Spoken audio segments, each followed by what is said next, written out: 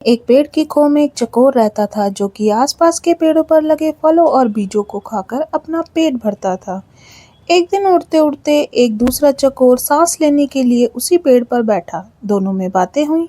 दूसरे चकोर ने बताया कि भाई, दुनिया में खाने को और भी स्वादिष्ट चीजें हैं। खेतों में उगने वाले अनाज तो बेजोड़ होते हैं, कभी अपने खाने का स्वाद बदल कर तो देखो। दूसरा चकोर के उड़ने के बाद चकोर सोच में पड़ गया। उसने फैसला किया कि कल वह खेतों की ओर जाएगा और उस अनाज का स्वाद चखकर देखूंगा। दूसरे दिन चकोर उड़कर खेत में उतरा। खेत में धान की फसल उगी थी। उसे वह अति स्वादिष्ट लगी। उसे खाकर वह तृप्त होकर वहीं सो गया। इसके बाद वह वहीं पड़ा रहा, रोज खाता पीता और सो जाता। से 6-7 दिन बाद उसे सुध आई कि घर लौटना चाहिए। इसी बीच एक खरगोश जो कि घर की तलाश में घूम रहा था, उसने चकोर वाले पेड़ पर अधिकार जमा लिया। वह वहां रहने लगा। जब चकोर वापस लौटा तो उसने पाया कि उसके घर में तो किसी और का कब्जा हो गया है। चकोर क्रोधित होकर बोला, ए भाई, तुम कौन हो? मेरे घर में क्या कर रहे हो? खरगोश ने कहा, मैं इस घर का मालिक हूँ, यह घर मेरा है। चकोर गुस्से में फट पड़ा, भाई, इस खो में मैं कई वर्षों से रह रहा हूँ। किसी भी आसपास के पक्षी या चौपाई से पूछ ले।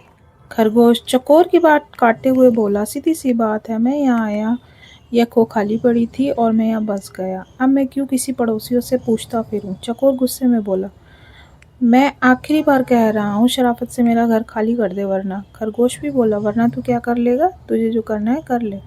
चकोर सहम गया। कोई सहायता करने के लिए सामने नहीं आया। खरगोश किसी शर्त पे भी खो खाली करने को तैयार नहीं था। अंत में लोमड़ी ने उन्हें सलाह दी, तुम दोनों किसी ज्ञानी को पंच बनाकर अपने झगड़े का फैसला करवा लो।